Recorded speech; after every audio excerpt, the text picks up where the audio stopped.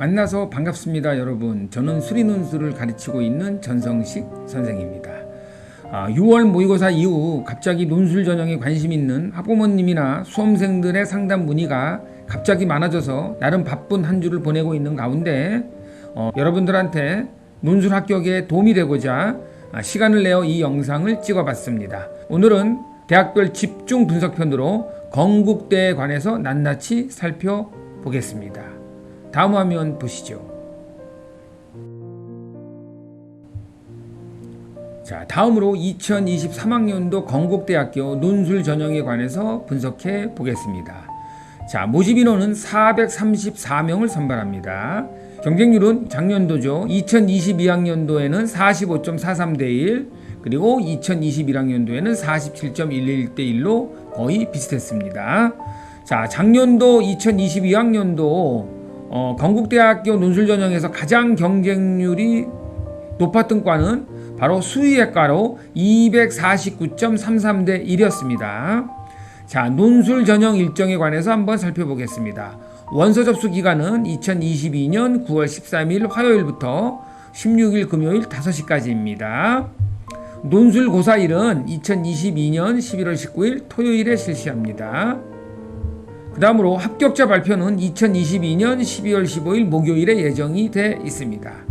자, 논술고사 변경사항이 있습니다. 건국대가 올해 성균관대와 더불어 과학논술을 폐지하고 수리논술 시험만 실시합니다. 그래서 올해 경쟁률이 작년보다는 더 상승할 거로 예상을 해보고, 또 건국대는 학생부 교과나 비교과 성적이 들어가지 않고 논술고사 성적으로만 100% 선발합니다. 다음 화면 보시겠습니다.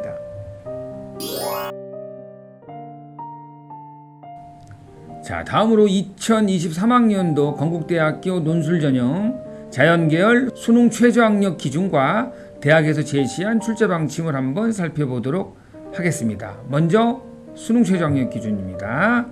자, 국수 0과 2개 합 5 이내이고 한국사도 5등급 이내여야 합니다. 수능에서 수학은 미적분 또는 기하를 선택해서 시험을 봐야 하고, 과탐 1이라고 적혀져 있는 것은 과탐 2과목 시험 본 거 중에서 잘 본 거 상위 한 과목을 반영하겠다는 뜻입니다. 자, 수의학과는 수능 최저학력 기준이 더 높습니다. 국수 0 과탐 3개 합 4등급 이내이고 한국사도 5등급 이내입니다. 자, 그 다음으로 대학에서 제시한 출제 방침과 평가 방법을 한번 살펴보겠습니다. 자, 고등학교 과정에서 습득한 수리 자연계에 관련 지문을 제시하고 이를 근거로 하여 출제하겠다고 했습니다. 자, 건국대는 논술 문제를 보면 제시문이 있습니다. 그리고 그 제시문에 따라서 문항에 따른 소문항으로 구성이 돼 있습니다. 자, 그 다음으로 다양한 내용의 지문을 바탕으로 통합적 이해력, 논증력, 표현력, 추론 능력을 평가한다고 하였습니다. 그리고 사고 및 추론의 최종적인 결과뿐 아니라 추론 과정까지 평가하겠다고 했는데, 이 말은 여러분들이 답안지에 풀이 과정을 논리적으로 서술해야 여러분들이 좋은 점수를 얻을 수 있을 것입니다. 자, 근데 논술을 처음 하는 학생은 대학에서 제시한 이 출제 방침을 보고 뭘 어떻게 출제한다는 건지 감이 잘 안 올 것입니다. 자, 그래서 여러분들한테 관심 있는 것은 어떤 과목과 어떤 단원이 출제가 되어 있고 어떤 단원이 얼마나 자주 출제하는지가 더 관심사항일 것입니다. 그래서 다음 화면에서 기출문제를 근거로 자세히 분석해 드리겠습니다. 다음 화면 보시죠. 자, 다음으로 건국대학교 논술전형 자연계열 기출분석을 한번 해보겠습니다. 자, 건국대는 논술 출제 범위가 수학, 수학원, 수학2에다가 미적분과 확률 통계까지 포함이 됩니다. 기하는 포함이 되어 있지 않습니다. 자, 2022학년도 작년에 건국대는 확률 통계에서 출제가 됐습니다. 자, 문항수의 변화가 좀 온 것 같은데 과학 논술이 빠지다 보니까 출제 문항수는 5문항 정도 예상을 해보고 시험 시간은 100분입니다. 그리고 건국대는 그 문항이 난이도에 따라서 차등 몇 점을 하겠다고 발표를 했습니다. 자, 건국대학교 논술 문제의 난이도는 그렇게 어렵지는 않습니다. 전반적으로 쉬운 편에 속하고 도용이 자주 출제되는 학교입니다. 건국대는. 2022학년도에 출제됐던 핵심 개념과 출제 내용을 제가 키워드만 여기다가 적어놨습니다. 여러분들이 2021학년도에 나왔던 내용도 참고하시고 작년에 제가 올렸던 2022학년도 건국대학교 출제 경향도 여러분들이 같이 비교해서 보시면 도움이 될 것 같습니다.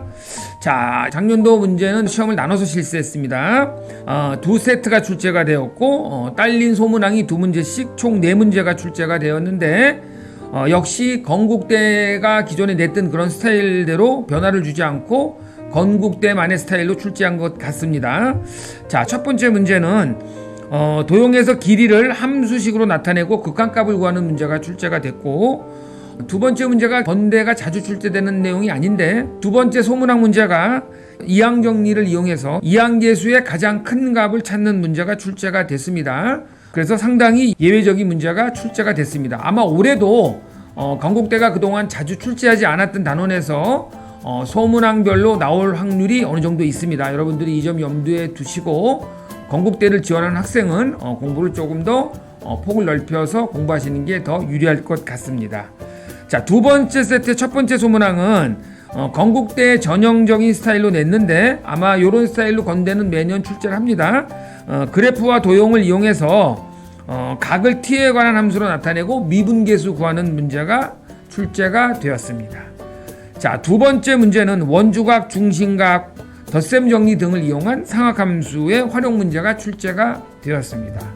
그 다음에 5 문제로 한번 가보면, 자, 5에도 역시 두 세트가 나왔는데 첫 번째 문항에서 소문항 2개가 있었고 소문항 중에서 첫 번째 게 원위의 두 점을 연결하는 직선 중에서 외접원의 중심을 지나는 직선 PQ의 가장 큰 것을 구하는 계산 문제가 출제가 됐고, 그 다음에 두 번째 소문항은 중점을 이용해서 삼각형 넓이의 일반항을 구한 다음 합을 구하는 문제가 출제가 되었습니다. 자, 그 다음에 두 번째 세트의 첫 번째 소문항은 색칠한 도형의 넓이를 구하고 매개 변수 미분을 이용하는 문제가 나왔습니다.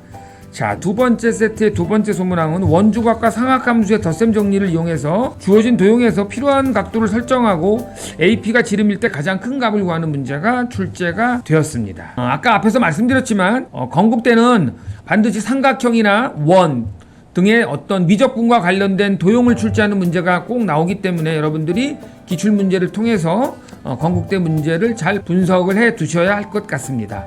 자, 다음 화면 보시겠습니다. 건국대학교 논술전형 자연계열 시험 일정과 학과별 선발 인원입니다. 건국대는 두 파트로 나누어서 시험을 보는데 먼저 자연 A에 해당되는 학과들입니다. 자연 A는 11월 19일 2시부터 3시 40분까지 시험을 봅니다.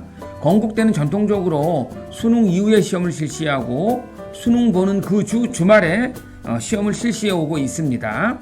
자, 다음으로 학과별 선발 인원을 한번 살펴보겠습니다. 공과대학에 속해 있는 기계항공공학 29명, 전기전자공학 31명, 사회환경공학 20명, 화학공학 38명, 컴퓨터공학 24명, 산업공학 3명, 생물공학 7명을 선발합니다. 자, 그 다음에 자연 B입니다. 자연 B는 11월 19일 토요일 오후 5시 40분서부터 7시 20분까지 시험을 실시합니다. 자, 먼저 이과대학에 속해 있는 수학과 5명, 물리학과 23명, 화학과 6명을 선발하고 건축대학 건축학부는 13명을 선발합니다. KU 융합과학기술원에 속해 있는 미래에너지공학 11명, 스마트 운행체공학 4명, 스마트 IC 융합공학 7명, 화장품공학 7명, 의생명공학 9명, 시스템 생명공학 9명, 융합생명공학 9명을 선발합니다. 자, 다음으로 상어생명과학대학에 속해 있는 생명과학특성학과 10명, 동물자원과학과 5명, 식량자원과학 3명, 축산식품생명공학 4명, 환경보건과학 5명, 식품유통공학 3명, 산림종용학 8명을 선발합니다. 자, 그 다음에 2022학년도에 가장 경쟁률이 높았던 수의외과입니다. 6명을 선발합니다. 그 다음에 사범대학 수학교육과는 6명을 선발합니다. 자, 제가 올린 이 영상이 건국대 논술전형을 준비하는 수험생 여러분들한테 작은 도움이 됐으면 하는 바람으로 영상을 올려봤습니다. 자, 남은 기간 열심히 공부하셔서 건국대학교 논술 전형에서 좋은 결과 있기를 바라겠습니다. 저는 다음 대학별 집중 분석편에서 또 찾아뵙겠습니다. 감사합니다.